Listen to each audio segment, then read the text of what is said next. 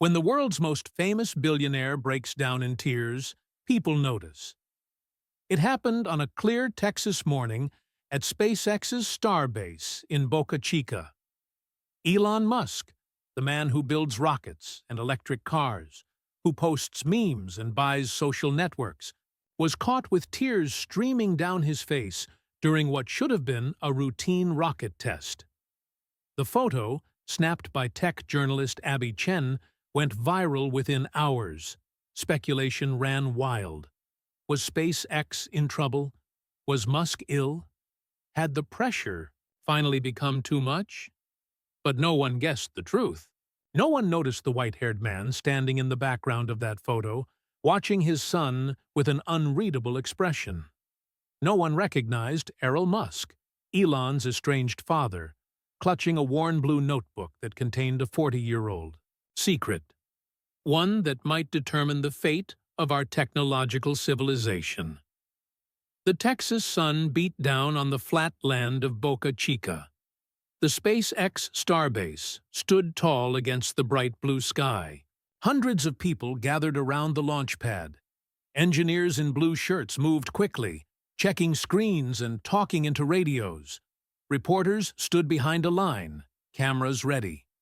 Today was important.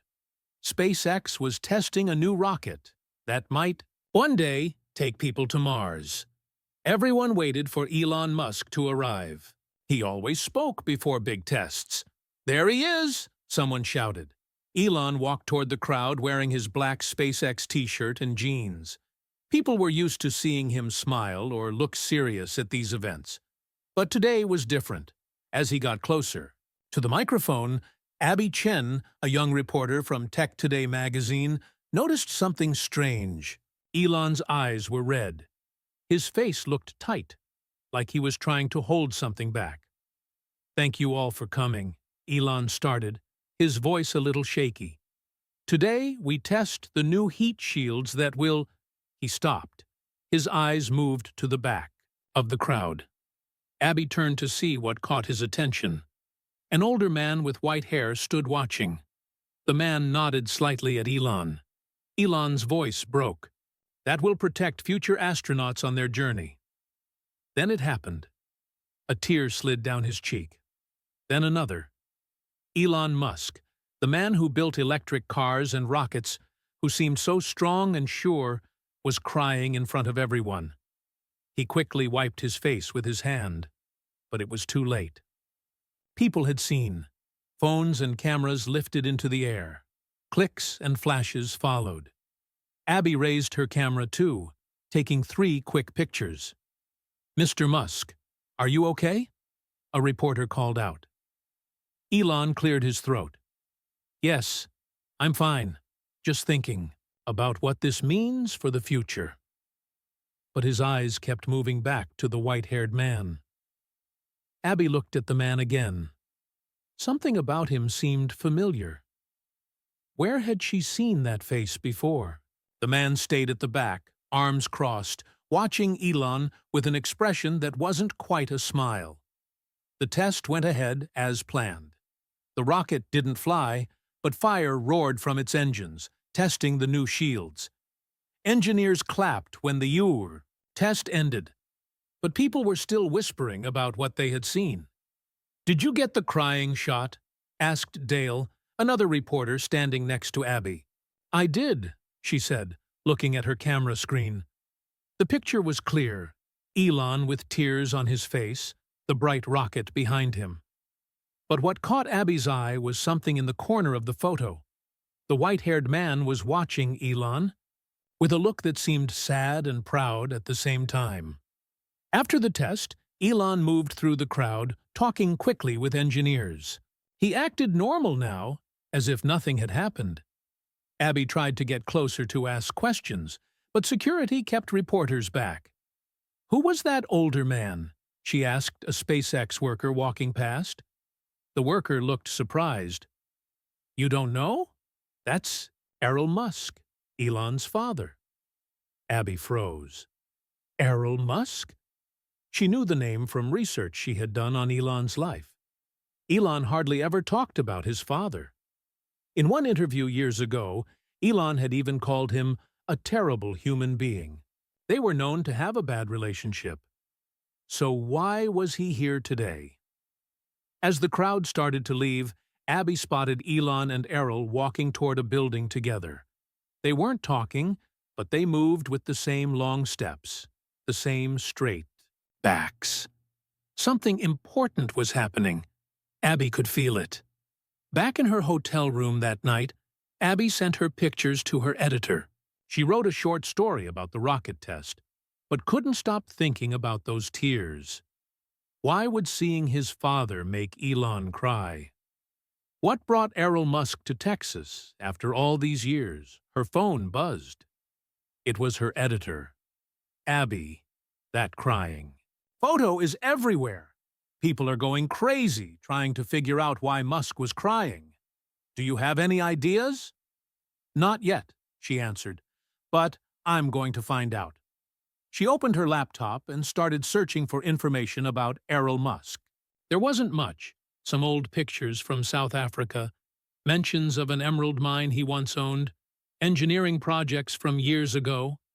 Nothing that explained why he was at SpaceX today. Her phone buzzed again. This time, it was a message from Marcus, her friend who wrote for a tech blog. Have you seen what people are saying about your Musk photo? Some think SpaceX is in trouble. Others think he's sick. No one knows the real reason. Abby looked again at the photo on her screen. There was something in Elon's eyes beyond just sadness. Was it fear? Worry? Hope? And why did he keep looking at his father? She zoomed in on Errol in the background. Something was in his hand. It looked like a small blue notebook. She hadn't noticed it before. I need to talk to Elon Musk, she said to herself. Abby didn't know it yet, but that photo and that blue notebook would lead her into a story bigger than she could imagine. A story about family, secrets, and a mission that might save us all. Abby woke up to her phone buzzing non-stop. Sleepily, she grabbed it from the nightstand and squinted at the screen. She had over 50 notifications. What in the world? She mumbled. She opened her email. 20 new messages from her editor. The subject of the latest one read, "Call me. Now! Your photo is everywhere!" Abby sat up straight, suddenly wide awake. She tapped on her news app.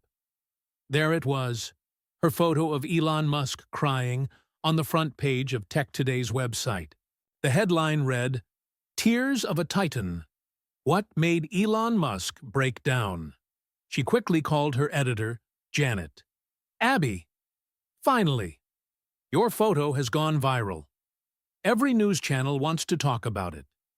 People are going crazy trying to figure out why Musk was crying." "I had no idea it would be this big," Abby said, pacing around her hotel room. "Well, it is, and now we need the story behind the tears. What did you find out?" Abby hesitated. "Not much yet, but I did learn that the white-haired man in the background is Elon's father, Elon Musk." Janet was quiet for a moment. "Elon Musk? Aren't they estranged? I remember Elon once said some pretty harsh things about his dad in an interview with Rolling Stone." "Exactly. That's why it's strange he was there." And Elon started crying after looking at him. "This is gold, Abby. Find out more. Talk to people at SpaceX.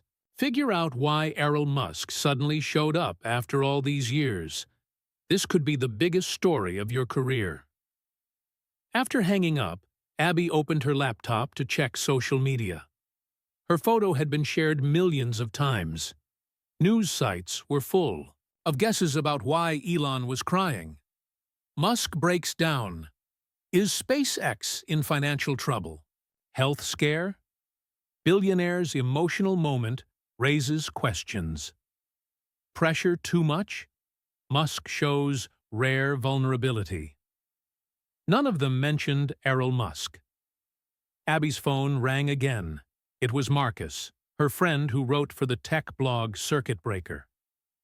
Have you seen what your photo did? Marcus asked, excitement in his voice. I'm seeing it now. It's crazy.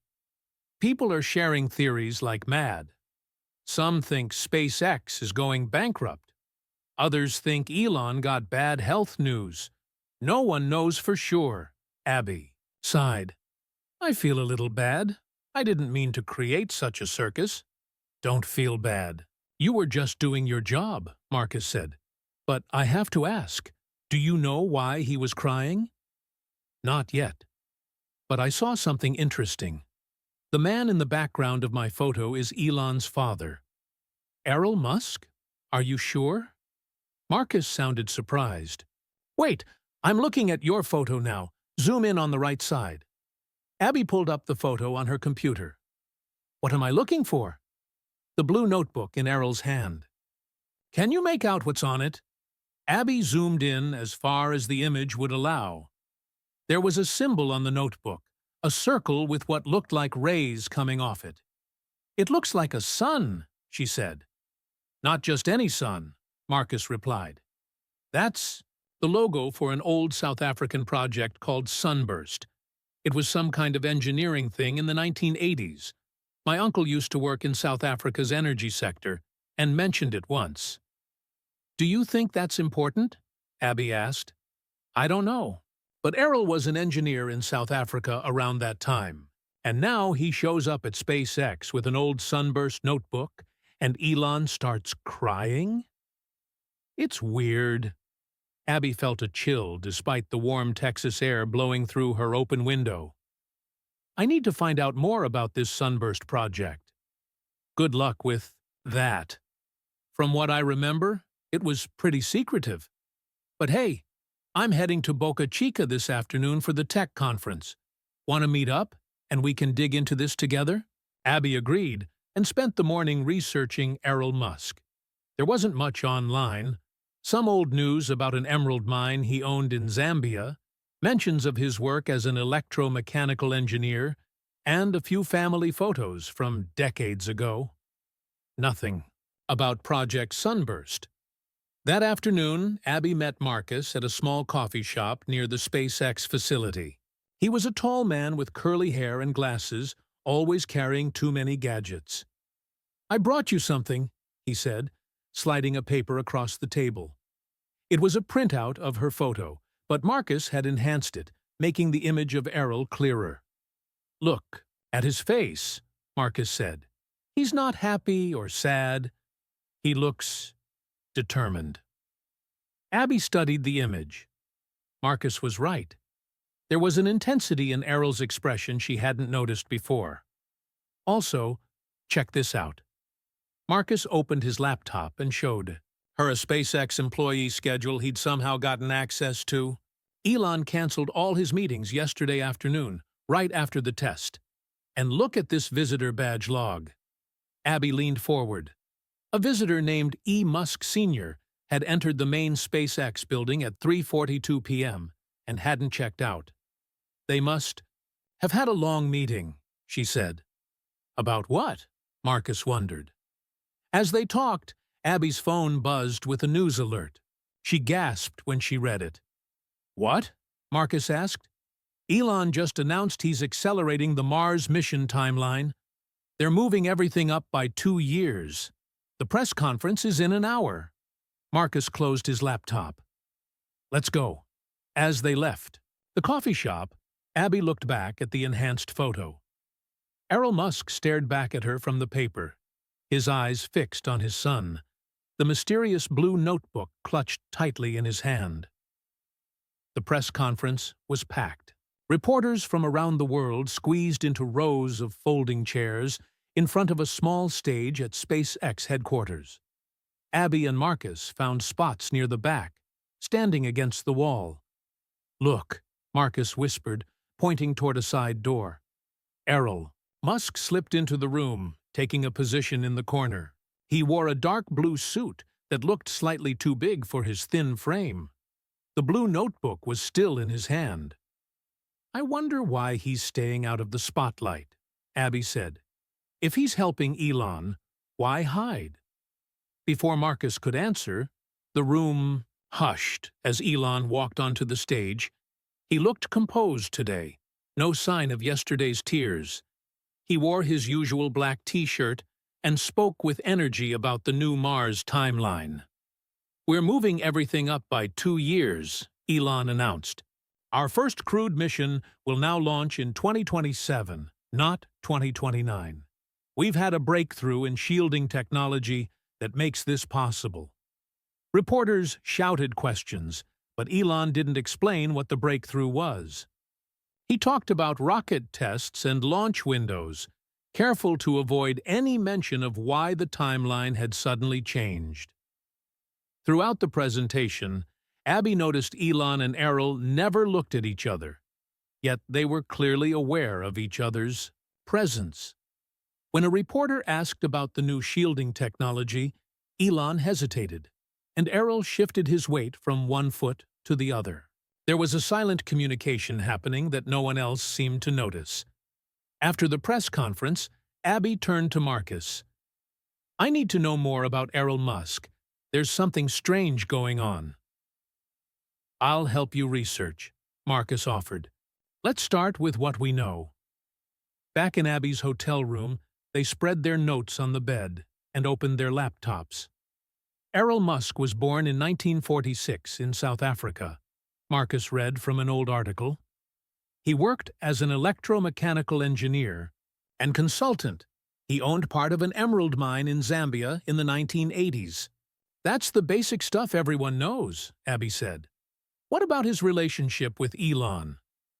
Marcus pulled up an interview Elon had given to Rolling Stone magazine years ago. Elon didn't have nice things to say about his dad. He called him a terrible human being and said almost every evil thing you could possibly think of he has done. Abby winced. "That's harsh. Did he give examples?" "Not really, but he mentioned his father was very good at engineering and taught Elon and his brother how to lay bricks, install plumbing, and put in electrical wiring." Abby jotted down notes.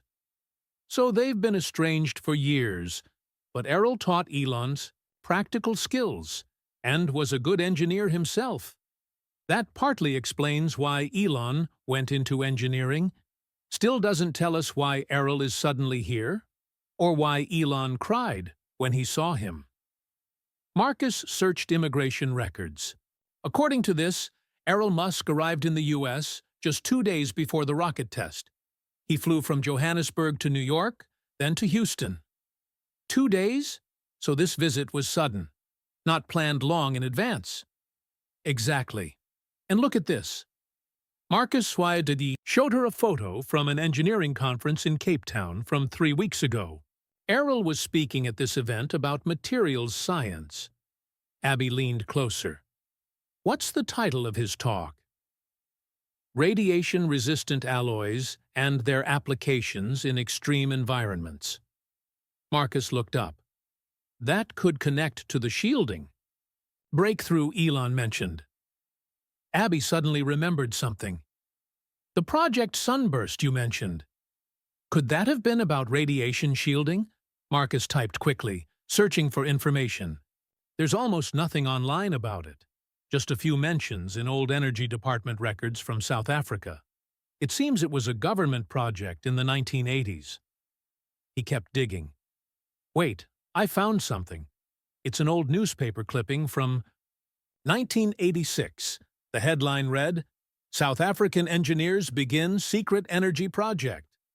The article mentioned Project Sunburst as a government initiative related to harnessing and protecting against solar energy. Elon Musk was listed as one of the chief engineers.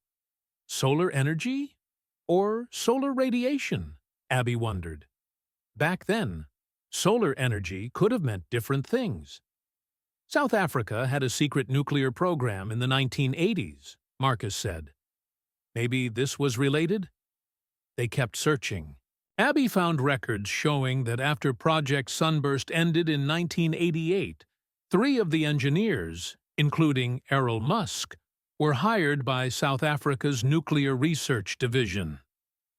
"I think we need to talk to someone who knew Errol back then," Abby said. Marcus snapped his fingers. My uncle mentioned a South African engineer who now lives in California. He used to work with Errol. Let me call my uncle and get his contact information. An hour later, they had a name. Thomas Ngubain, a retired engineer living in San Jose. Marcus found his phone number through his uncle's old address book. When they called, an older man with a deep voice and South African accent answered. Marcus explained they were researching South African engineering projects from the 1980s. I don't talk about those days much, Thomas said cautiously. We're particularly interested in Project Sunburst, Abby added, and an engineer named Elon Musk. There was a long pause. Why are you asking about this now? Elon Musk is currently at SpaceX with his son Elon. We believe it has something to do with that old project. Another pause. I haven't spoken to Errol in 20 years, Thomas sighed. Look, I can't tell you much. We all signed confidentiality agreements. Can you tell us what kind of project it was? Abby pressed. It was protective technology. That's all I can say. Errol was brilliant at it. He designed materials that could withstand extreme conditions. Radiation, heat, pressure. Things that would destroy normal materials. Was it for nuclear power plants? Marcus asked. Not exactly. It was more about protection from the sun. Abby and Marcus exchanged looks. Protection from the sun? Listen, Thomas said, his voice growing serious. If Errol is working with his son now, after all these years, it must be important. Errol wouldn't break his silence otherwise. Break his silence about what? About what we saw. About what might happen. Thomas paused again. Has there been unusual solar activity recently? Any reports of solar flares or storms? I don't know, Abby admitted.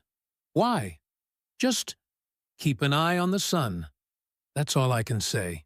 With that, Thomas hung up. Abby and Marcus sat in silence for a moment, processing what they'd heard. That was strange, Marcus finally said. He seemed scared. Abby nodded, opening her laptop to search for recent solar activity reports. Let's see if there's anything unusual happening with the sun. As she typed, her phone buzzed with a text from her editor. Great work on the Musk photo. Need you to cover SpaceX factory tour tomorrow. Exclusive access. Be there at 7 a.m. Abby showed the message to Marcus. This is our chance to see what's happening inside. And maybe spot Elon Musk again, Marcus added. Abby looked back at the enhanced photo of Errol clutching his blue notebook. What secrets did it contain? And why, after years of separation and harsh words, was Elon Musk working with the father he once called a terrible human being? The next morning, Abby arrived at the SpaceX factory at exactly 7 a.m. A cool breeze blew across the concrete expanse, surrounding the massive building.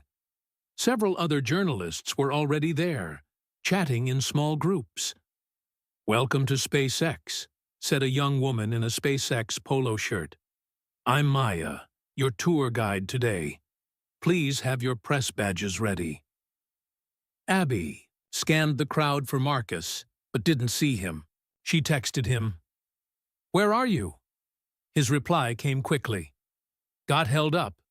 Working on something important. We'll explain later. The tour began with the main factory floor. Maya showed them where the Starship rockets were built, talking proudly about the new heat shield technology. This new material can withstand temperatures that would melt our previous shields, Maya explained as they walked past workers assembling large panels. It's a game-changer for deep space missions. When was this new material developed? A reporter asked. Very recently, Maya said. I'm not allowed to share specific details.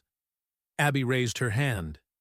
Does this have anything to do with Elon Musk's visit? Maya's smile froze.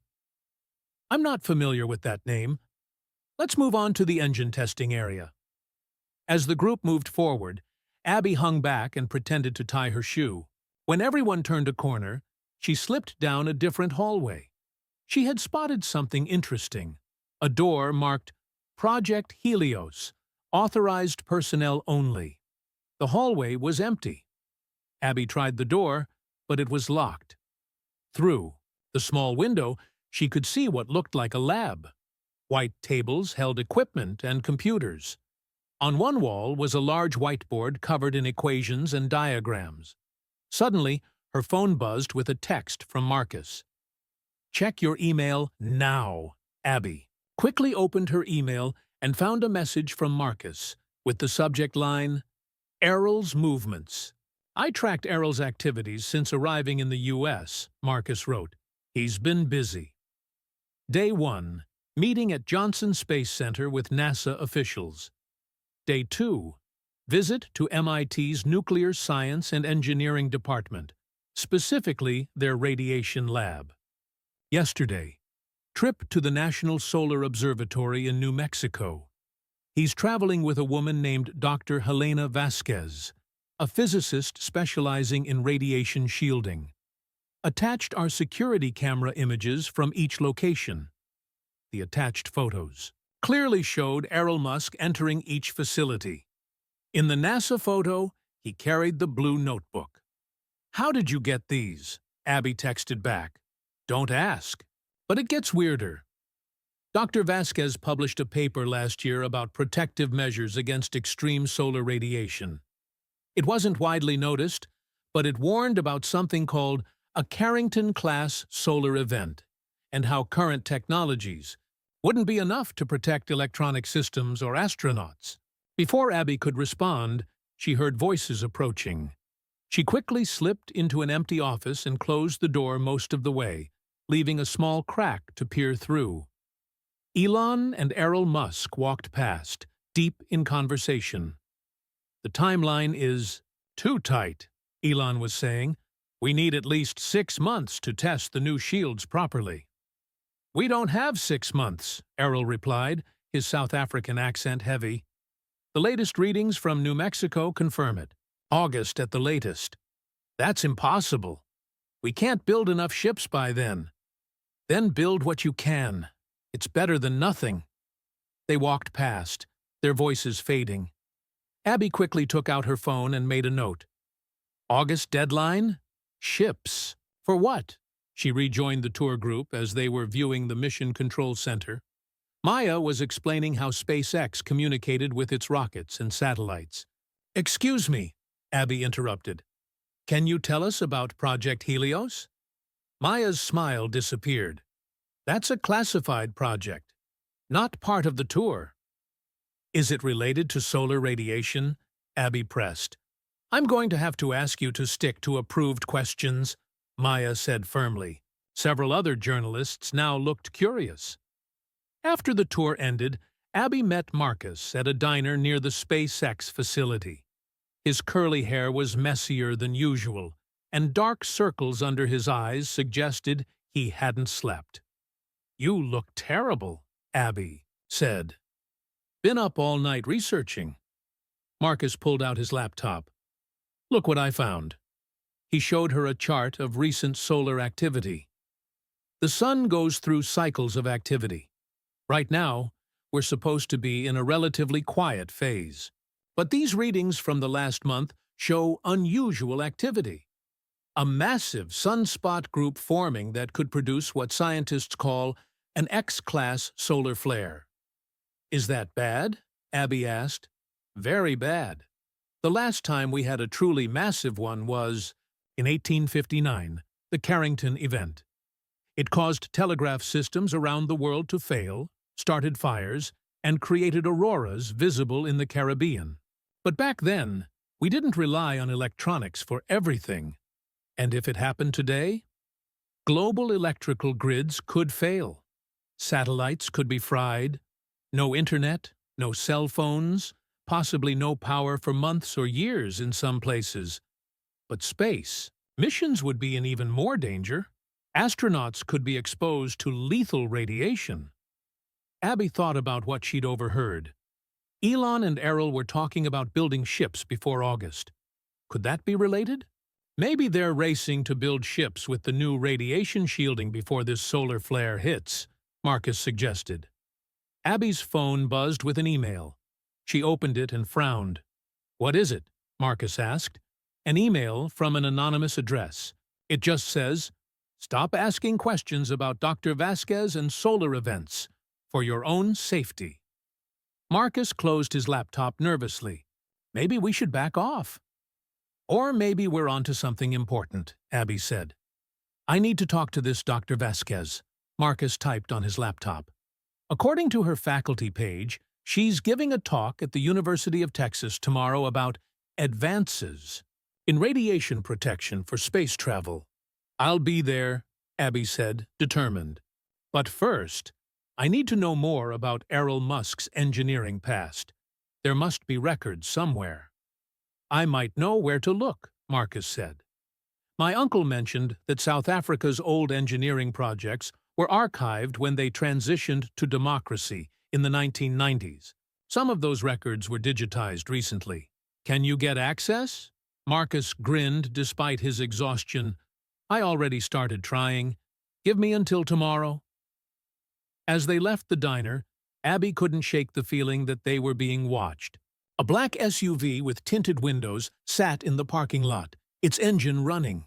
She quickened her pace, more determined than ever to uncover what connected Elon Musk, SpaceX, and the sun.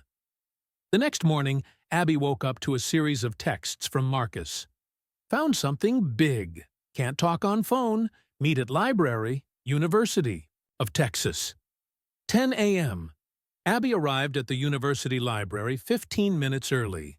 She scanned the entrance area nervously, looking for any sign of the black SUV from yesterday. Instead, she spotted Marcus sitting at a corner table surrounded by printouts and his laptop. "You look like you didn't sleep at all," she said, sliding into the chair across from him. "I didn't," Marcus replied, his voice low. "After we split up, I went home and found someone had been in my apartment." "What? Are you sure?" "Things were moved. Not obvious, but I can tell. My laptop was exactly 3 inches from where I always leave it." Marcus ran a hand through his messy hair. "They didn't take anything, but they were looking for something." Abby felt a chill.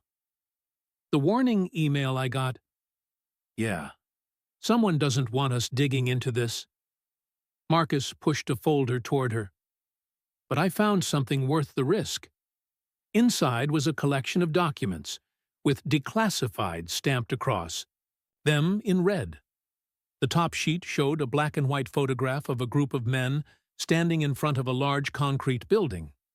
Elon Musk was in the front row, younger but unmistakable. "Project Sunburst, 1986, Abby read from the caption. "Where did you get these?" "My uncle has friends in the South African government. I called in a favor." Marcus pointed to the photo. "Look who else is in the picture." Abby scanned the faces. "I don't recognize anyone else." Third from the left, Dr. Alexander Karlov. He later worked on South Africa's nuclear program. And fifth from the right, Dr. James van der Merwe, who became a leading researcher in solar physics. Marcus spread out more documents. Most were heavily redacted, with entire paragraphs blacked out. But certain phrases were still visible. Extreme, radiation protection, solar shield technology, and survival contingency. "What exactly was Project Sunburst?" Abby asked. "From what I can piece together, it was started after some scientists detected unusual solar activity in the early 1980s. They were worried about a massive solar event and began developing protection systems." Marcus lowered his voice further. "But here's the weird part. The project was suddenly shut down in 1988. All research was buried. The official reason was budget constraints, but my uncle's friend says it was political. Political. How? The apartheid government was collapsing. They didn't want panic about a potential catastrophe, while the country was already in turmoil. So they buried the research and swore everyone to secrecy. Abby studied the documents. So Errol helped develop some kind of protection against solar radiation, and now, decades later, he's suddenly working with Elon on similar technology? Exactly. And look at this. Marcus showed her a technical diagram labeled Radiation-Resistant Composite Material Formula. Most of it was redacted, but in the corner was a small note in handwriting. EM Personal Refinement. Not in official record. EM, Elon Musk, Abby said. He developed something they didn't put in the official records. Something he kept to himself all these years. Maybe in that blue notebook. Abby sat back, thinking. So, Errol might have special knowledge about solar radiation protection that no one else has. Knowledge that's suddenly important again. And there's more. Marcus pulled out another document, this one a personal file on Elon Musk. Look at his specialty. Structural engineering for extreme environments and radiation-resistant materials design. A plan formed in Abby's mind. Dr. Vasquez's talk is at 2 p.m. today. I need to get there early to try to speak with her. She gathered the documents. Can I take these? Marcus nodded. I made copies, but be careful. At 1 p.m., Abby arrived at the physics building. The lecture hall was still empty except for a woman setting up a presentation at the front. She had short gray hair and wore a simple black blazer over a white shirt. Dr. Vasquez? Abby approached her. I'm Abby Chen, a journalist with Tech Today. The woman looked up, her expression guarded. The talk doesn't start for an hour. I know. I was hoping to ask you a few questions beforehand. About what?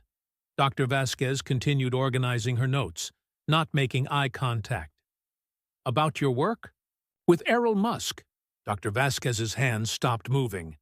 She looked up sharply. I don't know what you're talking about. You were seen with him at the National Solar Observatory yesterday, and at MIT before that. You're mistaken. Dr. Vasquez gathered her papers quickly. I also know about your paper on Carrington-class solar events and the inadequacy of current shielding technology. Dr. Vasquez sighed. She looked around to make sure they were alone. Who are you, really? Who sent you? No one sent me. I'm just following a story. Abby showed her the photo of Elon crying. It started with this. Dr. Vasquez studied the picture. The father and son reunited after all these years. She seemed to be making a decision. Finally, she said, What? Do you know about solar flares, Ms. Chen? I know they can disrupt electronics and communication systems. That's the simple version. Dr. Vasquez sat down, gesturing for Abby to join her. The sun is a violent, unpredictable star. Most of the time, its tantrums are minor. But sometimes, maybe once every few centuries, it unleashes something truly catastrophic. Like the Carrington event? The Carrington event was a X45+ class solar flare. If something like that hit Earth today, it would be devastating. But we're tracking something potentially worse. Abby leaned forward. Worse? How? A perfect storm. A series of X-class flares, followed by a coronal mass ejection aimed directly at Earth. The kind of event that could fry every electronic system on the planet and expose anyone in space or high-altitude flights to lethal radiation. And you think this is going to happen? Dr. Vasquez hesitated. We've been monitoring unusual activity in a massive sunspot group. The magnetic field configurations are concerning. When? August. Maybe sooner. Abby remembered what she'd overheard. And Elon Musk has some kind of shielding technology that could help? Dr. Vasquez stood up abruptly. I've said too much already. Please, Abby pressed. People deserve to know if something dangerous is coming. Knowledge without solutions causes panic, Dr. Vasquez said firmly. Right now, we're working on solutions. She checked her watch. I need to prepare for my talk. If you want to know more, you should attend. As Abby turned to leave, Dr. Vasquez added, Ms. Chen, be careful with this story. There are people who believe the public isn't ready for certain truths, and they'll go to great lengths to maintain what they see as necessary secrecy. Outside the building, Abby texted Marcus about her conversation with Dr. Vasquez. As she waited for his reply, she noticed a man in a dark suit watching her from across the quad. When their eyes met, he turned and walked away. Her phone buzzed with a response from Marcus. Big news! SpaceX just announced a private dinner for investors tonight. Elon and Errol will be there. I got us in as tech bloggers. Meet at hotel at 7. Abby hurried back to her hotel, her mind racing with questions. What kind of solar storm was coming? What was Errol's secret technology? And most importantly, why was seeing his father again enough to bring Elon Musk to tears? Back at her hotel, Abby searched her closet for something to wear to the investor dinner. She settled on a simple black dress, professional enough to blend in but nice enough for a high-end event. As she got ready, she couldn't stop thinking about Dr. Vasquez's warning. A perfect storm, the physicist had called it. Solar flares powerful enough to disable electronics worldwide, followed by radiation that could harm anyone unprotected. And somehow, Elon Musk had developed technology. Decades ago, that might help. At 7 p.m. sharp, Marcus arrived at her door wearing a navy suit that looked slightly too big for him. Borrowed it from a friend, he explained when he caught her looking. Ready for Operation Infiltrate? That's a terrible name, Abby said, smiling despite her nerves. Did you bring the press badges? Marcus patted his pocket. Right here. Circuit. Breaker Tech Blog. They're good fakes. Should get us past the door. He lowered his voice. I've got more information about SpaceX's recent activities. They've been ordering unusual materials, specialized metals, radiation detection equipment, and something called boron carbide composite. What's that used for? Nuclear reactors. It absorbs radiation.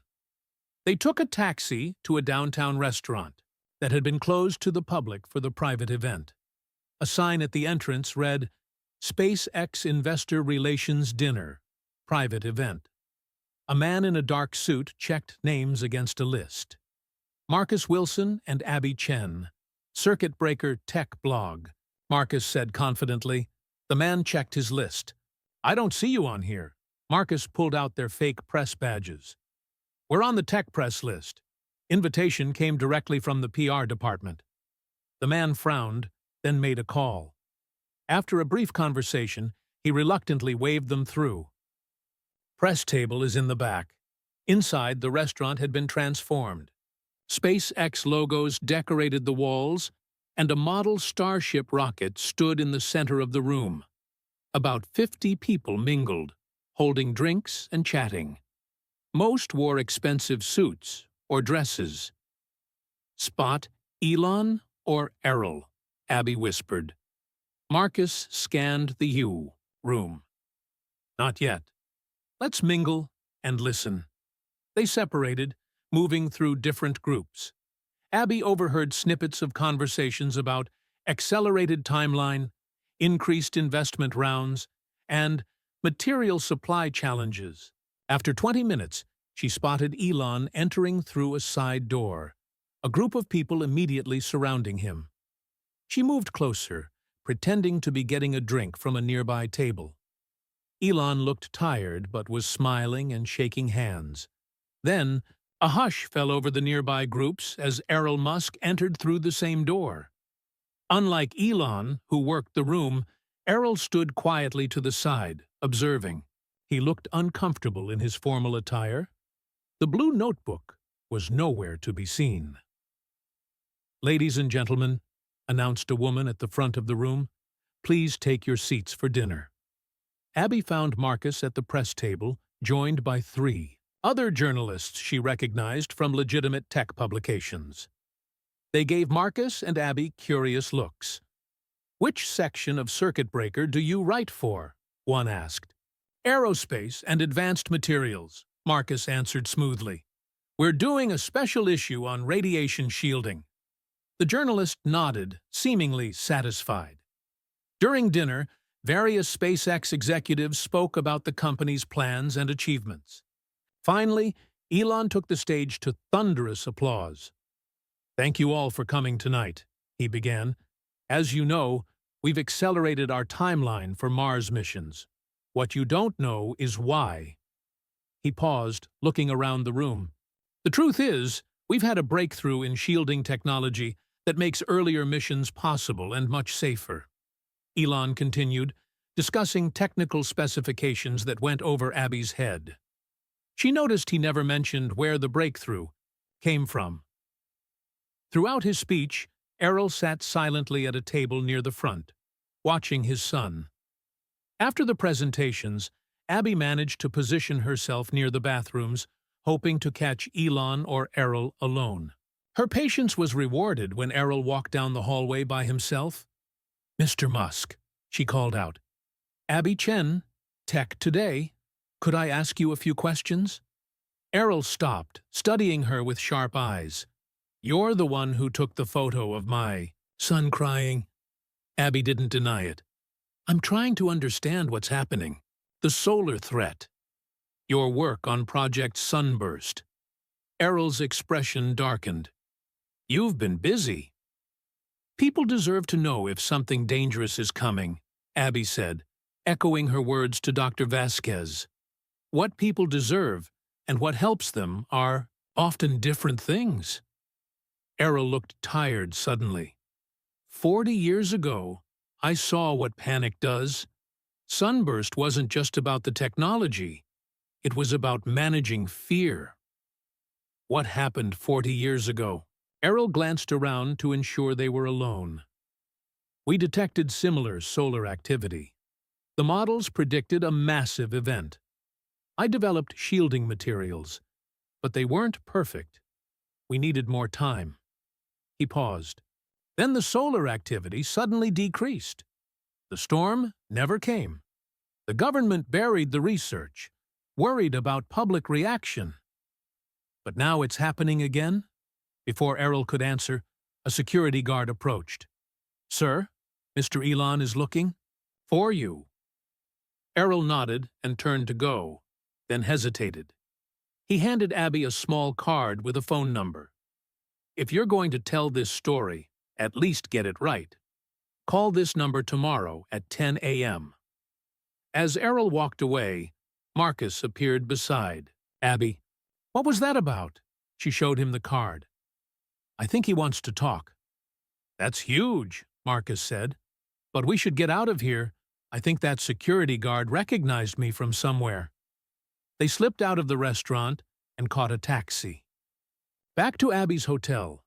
In her room, Marcus pulled out his laptop. "Look at this," he said, showing her a shipping manifest he'd somehow obtained. "SpaceX has ordered enough material to shield 10 starships, not just the 2 they've announced for the Mars mission."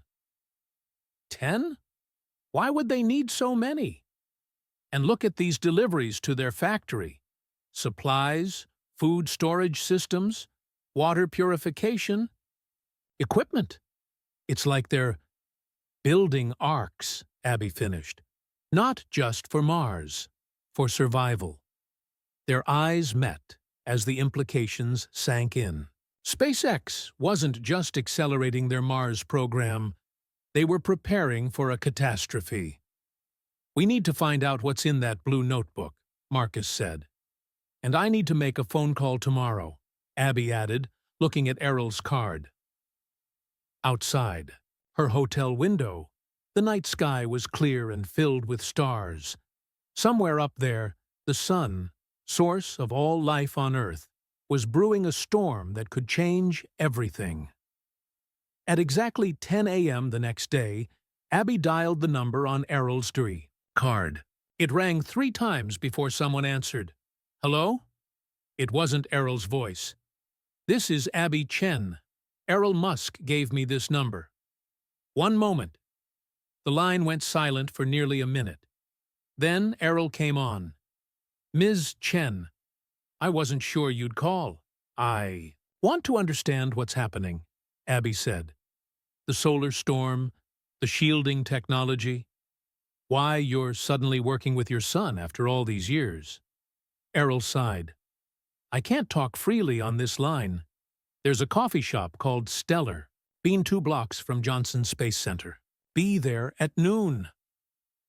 I'll be there, Abby promised. The line went dead. She called Marcus right away. Errol wants to meet. Noon today. That's perfect timing, Marcus replied, excitement in his voice. My NASA contact just reached out. There was a closed-door meeting yesterday between SpaceX, NASA officials, the Department of Energy, and the National Security Council. Errol was there. Both Musks were. My contact wouldn't tell me what was discussed, but he mentioned hearing phrases like extinction-level event and limited time frame for action. Abby felt a chill. Extinction level? That sounds worse than what Dr. Vasquez described. There's more, Marcus continued. I've been tracking satellite imagery of launch facilities worldwide. There's unusual activity at multiple sites, not just SpaceX, but also in Kazakhstan, China, and French Guiana, all ramping up operations at the same time. A coordinated response, Abby said. I need to get to that meeting with Errol. Can you keep digging? Already on it. I'm checking patterns of unusual purchases by aerospace companies globally, if they're all preparing for the same thing. At noon, Abby sat in Stellar Bean, a small coffee shop with a space theme. Pictures of planets and stars decorated the Ioku walls. She ordered a coffee and waited, watching the door. At 12:10, a man entered, not Errol, but a younger man in his 30s wearing a NASA polo shirt. He spotted Abby and approached her table. Ms. Chen? I'm Dr. Raymond Liu. Errol sent me. Where is he? Security concerns. He was followed last night after the dinner. Raymond sat down. I work with Dr. Vasquez. Errol thought I could explain some things without raising suspicions. About the solar storm? Raymond nodded, lowering his voice. What do you know about coronal mass ejections? Not much, Abby admitted. Just that they're massive eruptions from the sun that can cause problems with electronics if they hit Earth. That's the simple version. We classify solar flares by strength, A, B, C, M, and X, with X being the strongest. The Carrington event of 1859 was likely an X45 plus flare, followed by a precisely aimed coronal mass ejection. And you're expecting another one? We're tracking a sunspot group 30 times the size of Earth. The magnetic field structure is unusual. Our models predict a series of X-class flares in July, followed by a major CME in August. How bad would it be if it hit us?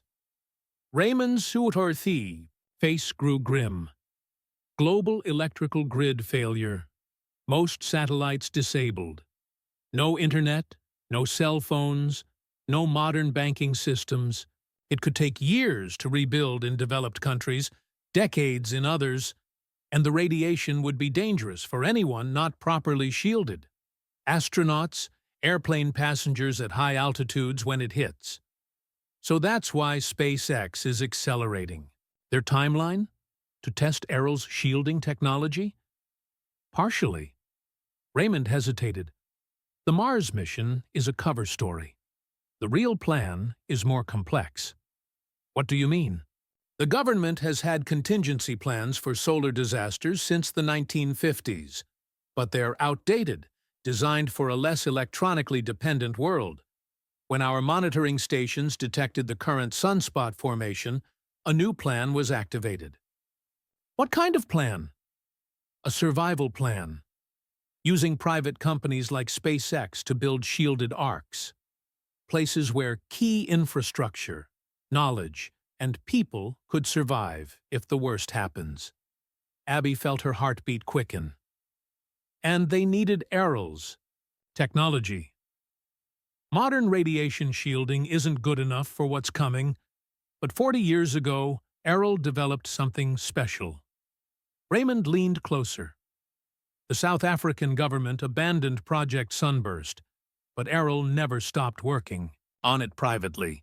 He refined the formula for a composite material that can block even extreme radiation.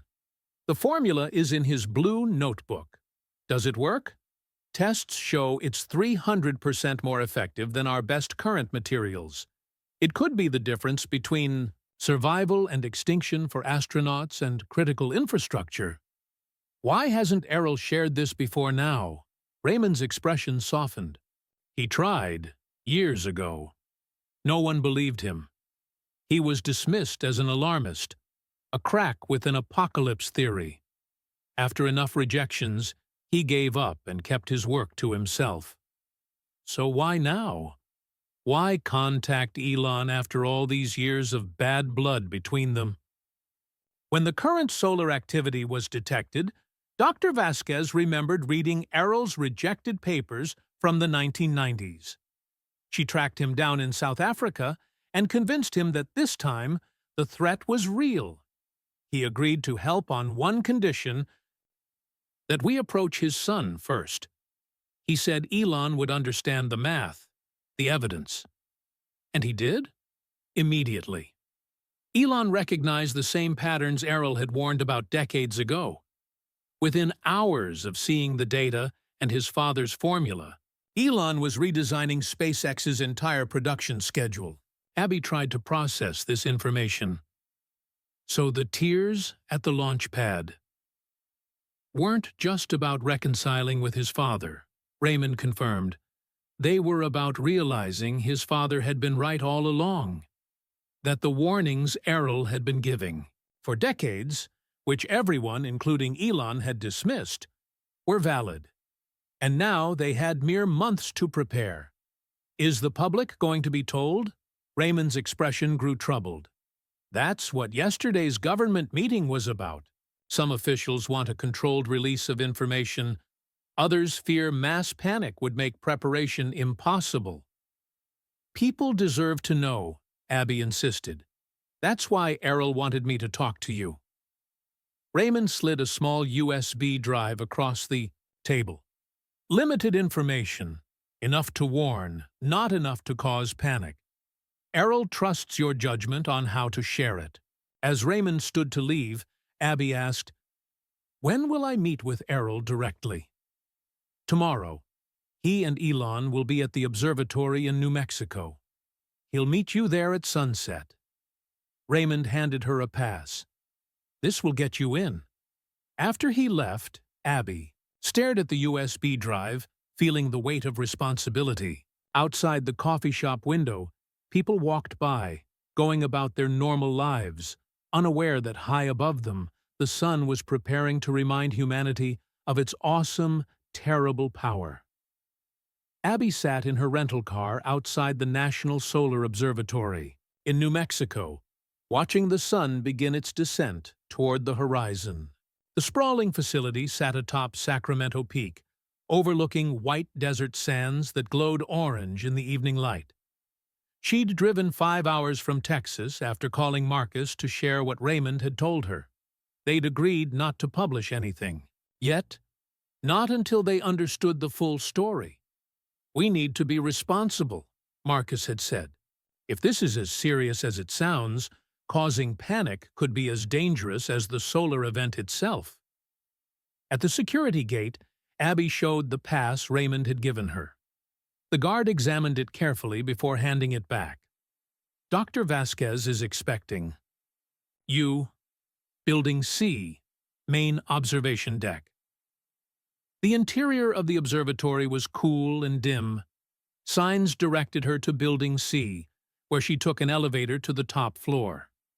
The observation deck was a circular room with large windows facing west. Telescopes and computer monitors filled the space. Dr. Vasquez stood by one of the windows, her gray hair illuminated by the setting sun. She turned as Abby approached. "Ms. Chen, you're punctual." She gestured to the view. "Beautiful, isn't it? The sun has nourished life on Earth for billions of years. It's easy to forget it could also end it."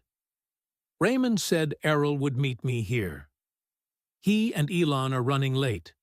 They're coming from a test at White Sands. Dr. Vasquez motioned toward a monitor. "While we wait, I want to show you something." The screen displayed a real-time image of the sun. Not the yellow disk most people imagine, but a roiling, angry sphere with dark patches scattered across its surface. Dr. Vasquez pointed to a massive group of spots near the sun's equator. "This is what we're worried about. A sunspot group 30 times larger than Earth. The dark areas are cooler regions with intense magnetic fields. When those fields get twisted and reconnect," she traced the edge of the sunspot group, "energy is released in the form of solar flares and, in extreme cases, coronal mass ejections." "Raymond explained the basics," Abby said, "but I still don't understand how Errol fits into all this." Dr. Vasquez studied Abby for a moment, as if deciding how much to reveal. In the early 1980s, South African astronomers detected unusual solar activity, similar to what we're seeing now. The government secretly formed Project Sunburst to develop protective measures. Against a solar storm? Yes. Elon Musk was their most innovative engineer. While others focused on hardening electronic systems, Errol took a different approach. He developed a composite material that could block not just electromagnetic interference, but also the radiation that accompanies major solar events. Why hasn't this material been used before now? Politics. When the predicted solar event didn't materialize, the South African government, already dealing with the collapse of apartheid, buried the research. Errol tried to publish his findings independently in the 1990s, but no one took him seriously. A door opened, and Elon Musk entered, followed by Elon. Both men looked tired but animated, deep in conversation. They stopped when they noticed Abby. "Ms. Chen," Errol acknowledged with a nod.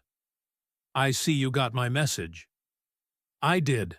Thank you for agreeing to meet." Elon approached, studying her with curious eyes. "You're the photographer, the one who caught me at a vulnerable moment." "I'm sorry if that caused you problems," Abby said. "It's complicated." Elon glanced at his father. "This whole situation is complicated. Dr. Vasquez was just explaining your father's work on radiation." "Shielding," Abby said. Errol walked to one of the computer monitors. "Helena, show her the latest readings." Dr. Vasquez typed commands, bringing up a graph with a jagged line trending sharply upward. This shows the magnetic complexity of the current sunspot group. The higher it goes, the more energy could be released. "And the prediction?" Errol asked. "Unchanged. First X-class flares in July. Major CME event likely between August 3rd and 15th. Elon ran a hand through his hair, a gesture of frustration that reminded Abby of the moment she'd captured in her photograph. "We're running out of time." "I need to understand," Abby said. "Why haven't you warned people? Why keep this secret?" The three scientists exchanged glances. Errol spoke first. "Because warning without solutions causes panic. And panic leads to more deaths than the event itself. But now you have a solution? Your shielding technology? We're testing it, Elon said. The formula my father developed decades ago works in theory. We've modified it using modern materials, but large-scale production is challenging. We just completed a test at White Sands, Errol added. A small-scale version of the shield exposed to radiation levels similar to what we expect from the CME. The results were promising. How promising? Abby asked. 98% radiation blockage, Errol said, a hint of pride in his voice. Enough to protect sensitive electronics and human life, if deployed correctly. So you can protect everyone? A heavy silence fell over the room. It was Dr. Vasquez who finally answered. No, not everyone. Not in the time we have left. Abby looked at each of their faces, understanding dawning. The ships, the arcs Marcus found evidence of. You're building shelters for some people, not everyone. Critical infrastructure, key knowledge, essential personnel, Elon confirmed. It's all we can do with the time and resources available. Who decides who's essential? Abby asked, her voice rising. Who lives and who doesn't? It's not that simple, Errol said. The ships are only part of the plan. We're also hardening power grids, creating shielded zones in major cities. The goal is to protect as much infrastructure as possible, so recovery can be faster. But some people will be more protected than others. None of them denied it. Elon walked to the window, looking out at the setting sun. It's an impossible situation. We can't save everyone, but we can try to ensure humanity survives and recovers. That's why I contacted my son, Errol said quietly. Not just because of the formula, because he has the resources and influence to implement it on a scale I never could. Abby remembered the moment she'd captured, Elon's tears as he saw his father. So that day at the rocket test was the first time I'd seen my father in years, Elon confirmed, still looking out the window. He came with warnings I'd heard before, but dismissed. Except this time, he brought evidence I couldn't ignore. Evidence that everything he'd been ridiculed for, everything I'd dismissed him for, was actually true. The tears were, Elon's voice caught. They were many things. Regret for wasted years, fear for what's coming. But mostly, they were recognition that the father I'd written off had been right all along. And now we have weeks, not years, to prepare. As if on cue, one of the monitors beeped. Dr. Vasquez moved quickly to check it. Another B-class flare just erupted, she reported. Small, but from the same region we're concerned about. Errol stepped closer to Abby. Now you understand why we've been cautious about sharing this information. But people do need to know, in a way that allows them to prepare without causing chaos. That's why I contacted you, he continued, opening the blue notebook that was never far from his side. I want to show you what we're doing, what we're planning, so you can tell the story properly. As the sun disappeared below the horizon, Errol began explaining the contents of the notebook that had haunted Abby's thoughts since she first photographed it. A notebook containing formulas and designs that might determine which parts of human civilization would survive the coming storm. The last rays of sunlight faded as Errol opened his blue notebook. Inside were diagrams, formulas, and notes written in neat handwriting, some dating back decades. He flipped through pages covered with complex chemical formulas and material specifications. This is what I've been refining for 40 years, Errol explained, pointing to a diagram of layered materials. A composite shield that can block both electromagnetic pulses and solar radiation. The outer layer contains boron carbide and a proprietary mixture of rare earth metals. The middle layer is a metamaterial that redirects energy. The inner layer absorbs any remaining radiation. Abby studied the diagram. The design looked elegant, even to her untrained eye. When the South African project shut down, Errol continued, I kept working on this privately. I improved the formula year after year, but nobody would listen. Space agencies had their own shielding programs. They weren't interested in some outsider's theories. Until now, Elon added, joining them at the table, because their shields won't be enough for what's coming. Dr. Vasquez brought over coffee for everyone. The atmosphere in the observatory had grown tense, yet intimate, like a war room before a battle. Show her the implementation plans, Dr. Vasquez suggested. Errol flipped to newer pages in the notebook. These contained drawings of what looked like spacecraft interiors and dome-shaped structures. The shielding can be deployed in 3 ways, he explained. First, as protective covering for spacecraft and satellites. Second, as reinforcement for critical infrastructure like power stations and data centers. Third, as community shelters in major population centers. The challenge is scale, Elon said. Manufacturing enough of the composite material in time. That's where SpaceX comes in. We've converted production lines that were building ordinary heat shields to produce my father's design instead. And the government is involved? Abby asked. Multiple governments, Dr. Vasquez confirmed. After initial resistance, NASA shared our findings with other space agencies. They've all verified our predictions independently. Now it's a global effort. China, Russia, Europe, India, all building shields based on Errol's design. Abby processed this information, trying to imagine the scope of the undertaking. But it won't be enough to protect everyone. No, Errol admitted. That's the hardest truth. We can shield the International Space Station, key satellites, major power grids, and create protected zones in cities. But complete protection for everyone is impossible in the time frame we have.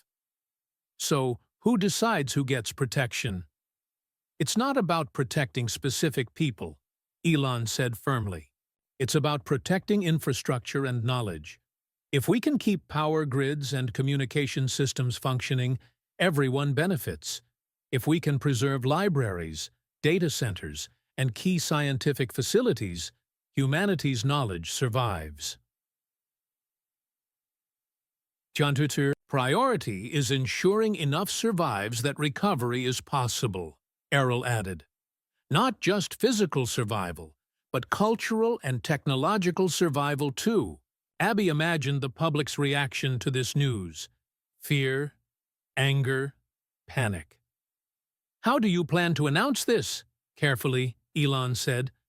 Next week, there will be a coordinated statement from major space agencies announcing the detection of increased solar activity. They'll recommend common-sense preparations, backup power supplies, emergency water, food reserves, but not the full truth? The full announcement comes in stages, Dr. Vasquez explained. First, raise awareness of solar risks. Then, announce new protective measures. Finally, if the predictions hold, share the full timeline with recommended actions. Abby shook her head. People will be angry they weren't told sooner. Yes, Errol agreed. They will. I've lived with that anger for decades, knowing something terrible might happen and being ignored when I tried to warn people. His voice grew quieter. It changes you. Elon gave his father an unreadable look. For a moment, silence fell between them, heavy with unspoken history. Abby sensed the tension. Is that why you two stopped speaking? Because he warned you about this, and you didn't. Believe him? Elon sighed. It's more complicated than that. Our issues go back much further. But yes, his obsession with solar disasters was part of it. I thought he was becoming paranoid in his old age. I didn't express it well, Errol admitted. I became frustrated, angry that no one would listen, including my own son. You told me the world might end every few years, Elon countered.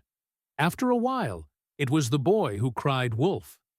Except this time, the wolf is real, Dr. Vasquez interrupted. The data confirms it. Elon nodded, his expression softening as he looked at his father.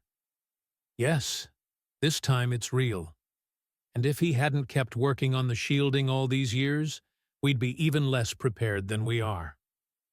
The tension in the room shifted. Abby saw something she hadn't expected, a fragile respect forming between father and son. Not forgiveness for past wrongs, but a recognition of purpose. That's why you were crying, Abby said quietly to Elon. When you saw him at the rocket test, you realized he was right. Elon didn't immediately answer. He walked to the window, looking out at the stars now visible in the dark sky. I cried because of what it meant, he finally said. That I'd wasted years dismissing him, that we now had mere months to prepare for something that should have taken decades. And because, he paused, because he still came to me. After everything, he still trusted me to help implement his solution. Errol closed his notebook. You were the only one who could. You built the infrastructure, the factories, the political relationships. I just had formulas in a book. It wasn't quite reconciliation, Abby thought, but it was something close. Two brilliant, difficult men finding common ground in crisis. What happens now? She asked. Tomorrow, we test a full-scale shield at White Sands, Elon said. If it works, as expected, we begin mass production immediately. And what do you want me to do with this information? Abby gestured toward her recorder, which had been capturing their conversation. Tell the story, Errol said simply. Not to cause panic, but to help people understand what's coming and why they're seeing strange new construction in their cities. Shields being built around power plants, spacecraft being launched at unprecedented rates.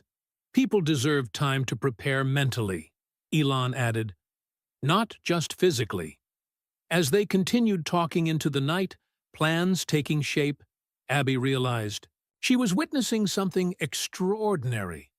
A father and son, long estranged, now united by a mission that transcended their personal history. Whatever came next, for them and for humanity, would be faced together. The next morning, Abby woke in a hotel near White Sands. After their late-night discussion at the observatory, Elon had invited her to witness the shield test.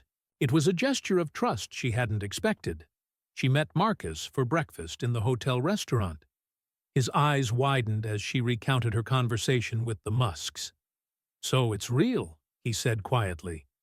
A massive solar storm is coming, and they're building shields based on Errol's design? Yes. And they want me to tell the story. Abby pushed her barely touched eggs around her plate. But how do you tell people something this big without causing panic? You focus on solutions, not just the threat, Marcus suggested. Show that preparations are happening, that there's a plan. They drove to White Sands Missile Range, passing through multiple security checkpoints. At the final gate, Elon himself was waiting to escort them. The test begins in 30 minutes, he explained as they drove deeper into the facility. We've constructed a full-scale shield panel and will subject it to radiation levels matching what we expect from the CME. The test site was a vast open area. In the center stood a dome-shaped structure about 20 feet across, made of a silvery gray, material that seemed to shimmer in the morning sun. Around it, scientists and engineers worked at computer stations under temporary shelters.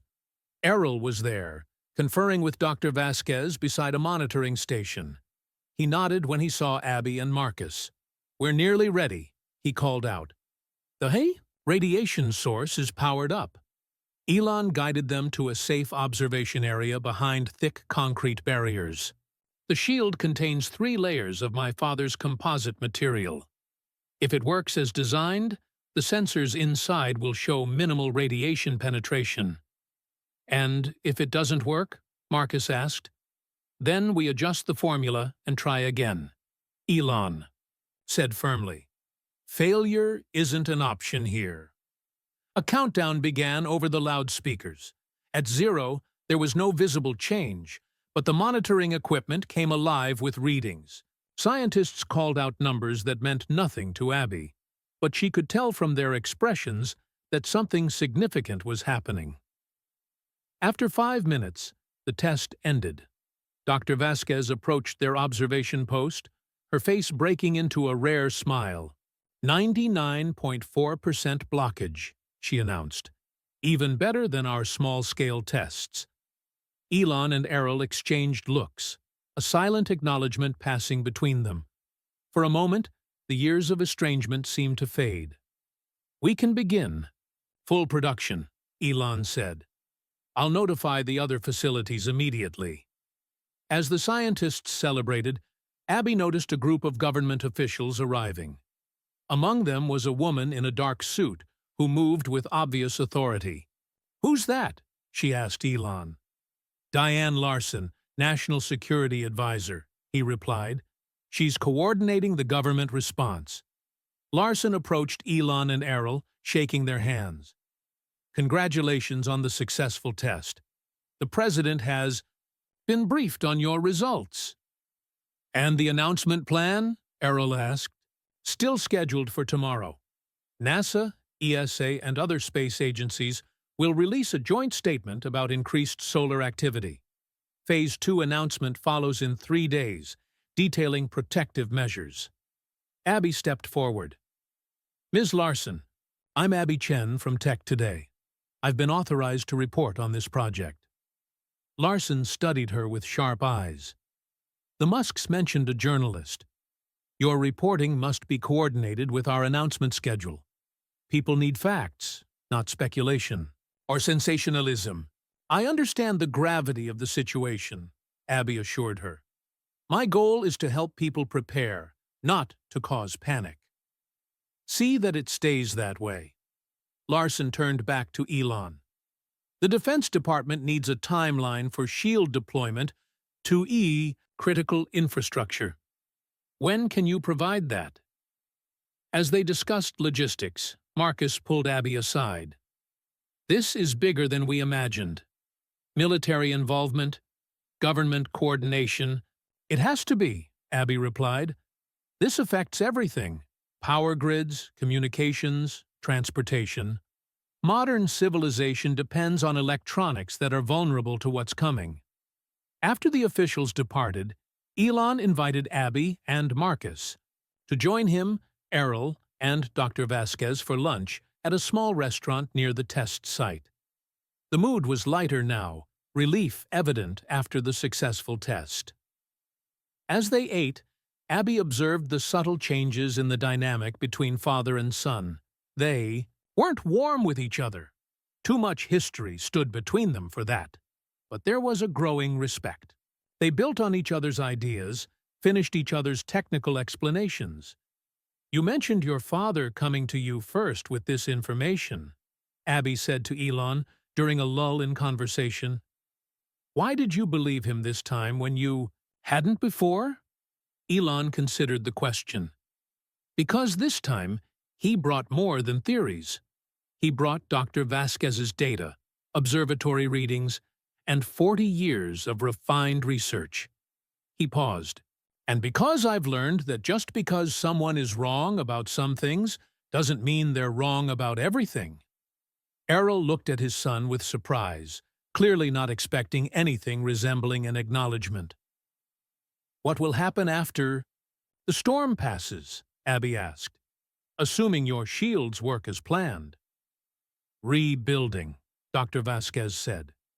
"Even with protection for critical infrastructure, there will be damage. The world will need to recover. And cooperation will be essential, Errol added. The kind of international cooperation we're seeing now needs to continue afterward. As lunch ended, Elon received a call that pulled him away for an emergency meeting. Before leaving, he turned to Abby. Your story comes out tomorrow, after the initial NASA announcement. People will be confused, scared. They'll need clear information about what's happening and what they can do to prepare. I'll make sure they get it, Abby promised. Outside the restaurant, the New Mexico sky stretched bright and blue overhead. The sun shone peacefully, giving no hint of the storm brewing on its surface. Abby thought about all the people going about, their daily lives, unaware that their world was about to change dramatically. Tomorrow, they would know, and nothing would be the same again. The day of the announcement arrived. Abby sat in her hotel room, watching her laptop screen as NASA's live press conference began. The NASA administrator stood at a podium, flanked by representatives from other space agencies around the world. Today, we are announcing the detection of significant solar activity that may affect Earth in the coming months, the administrator began. A large sunspot group has formed, creating the potential for solar flares and possible coronal mass ejections. The announcement was measured, clinical. It mentioned potential disruptions to communications and power systems, and precautionary measures being implemented globally. Nothing about extinction-level events or radiation shields. Just as Elon had predicted, they were starting with the smallest piece of truth. Abby's phone rang. It was her editor, Janet. Are you watching this NASA thing? They're talking about solar flares. Is this connected to your Musk story? It's all connected, Abby said. My article goes live in 1 hour, right after their press conference ends. It's already getting traffic, and it's not even published yet. The teaser headline alone has people clicking. Abby had titled her article, The Secret Mission Behind Elon Musk's Tears, a Father, a Son, and the Race to Save Earth. After the NASA press conference, Abby's story went live. Within minutes, it was being shared across every social media platform. Her phone wouldn't stop buzzing with notifications. News channels were picking up the story, discussing the implications, Marcus called her. You did it! You told the truth without causing panic. I tried, Abby said. I focused on the preparation efforts, the shields being built, the international cooperation, the hope, not just the fear. Elon just tweeted a link to your article. His father's trending too. By evening, Abby's story had been read by millions. She had carefully balanced the severity of the threat with the solutions being implemented, highlighting the remarkable story of Errol's decades-long work and the unexpected father-son reunion in the face of crisis. 3 days later, as planned, the second phase of announcements began. NASA released more detailed information about the expected solar events. Governments unveiled plans for hardening critical infrastructure. Construction of community protection centers was announced in major cities worldwide. Abby received a text message from Elon. Good work. People are preparing without panicking. Meet us at SpaceX tomorrow, bringing you inside the shield production. The next morning, Abby and Marcus toured SpaceX's main factory, now transformed into a shield productions facility. The massive space buzzed with activity as workers assembled panels of the silvery-gray composite material. Errol led the tour, explaining how the shields would be deployed. The first priority is power grid nodes and communication centers, he said. Then, community shelters in population centers. Finally, transportation hubs and food distribution networks. How much can you build before August? Marcus asked. Not enough for everything, Errol admitted, but enough for the most critical. infrastructure and large community shelters in major cities. The rest will have to wait for the second production wave. As they walked the factory floor, Abby noticed something she hadn't seen before. Elon and Errol working as a team. They moved around the facility, conferring with engineers, checking production lines, solving problems together. Different approaches, different personalities, but united by a common purpose. In a quiet moment, Abby asked Elon, "Has working with your father changed things between you?" Elon considered the question. "We're not fixing 40 years of complicated history in a few weeks, but we're finding a way forward. He was right about this. I was wrong." Acknowledging that opened a door. "And after the crisis passes, will you keep working together?" "One day at a time," Elon said, watching his father explain something to a group of engineers. "Right now, we need each other. The future, we'll see." July arrived, bringing the first X-class solar flares just as predicted. They were relatively small, causing minor radio blackouts, but serving as a warning of what was to come. Shield production accelerated globally. International tensions were set aside as countries shared resources and expertise. In early August, Abby stood with Elon, Errol, and Dr. Vasquez at the Johnson Space Center. They watched a live feed from solar monitoring satellites showing a massive eruption on the sun's surface. "It's begun," Dr. Vasquez said quietly. "The main event. The coronal mass ejection is en route to Earth. Impact in approximately 52 hours. Are we ready?" Abby asked. "As ready as we can be," Errol replied. "The International Space Station is fully shielded. Critical power and communication nodes are protected. Community shelters are operational in most major cities." "What about everyone else?" Marcus asked. "People in rural areas, smaller towns?" "We've distributed instructions for creating basic shelters using common materials," Elon explained. "Not as effective as our composite shields, but better than nothing. And we've prioritized protecting the infrastructure they'll need after the storm passes." The next 2 days passed in a blur of final preparations. Abby filed reports hourly, helping to spread information without causing fear. The phrase "shelter in place" became common as people around the world prepared for the coming storm. On the morning of the expected impact, Abby found herself at a community shelter in Houston. The large dome-shaped building was covered in Errol's mean shielding material. Inside, hundreds of people waited, many watching the news on their phones while they still had signal. Elon and Errol arrived to inspect the shelter. As they walked through, people recognized them, some offering thanks, others asking questions.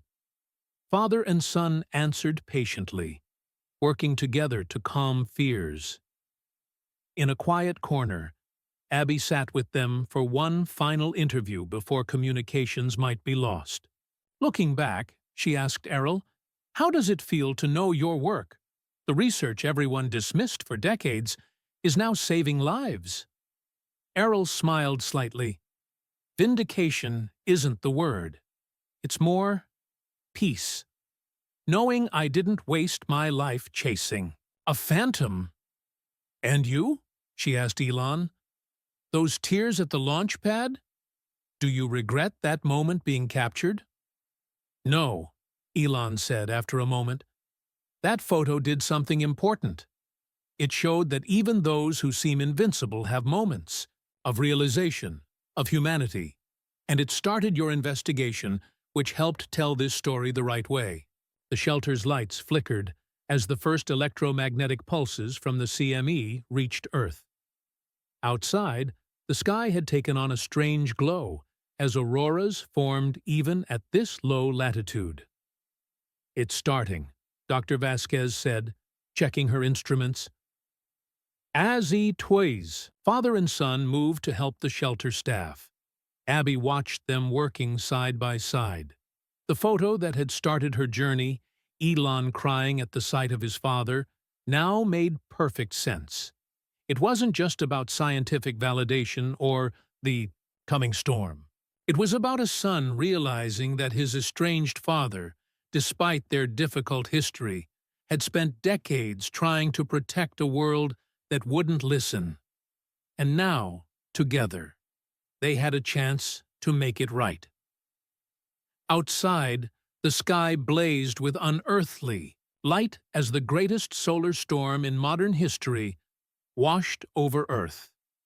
Inside, protected by the shields born from a father's persistence and a son's resources, humanity waited to begin again.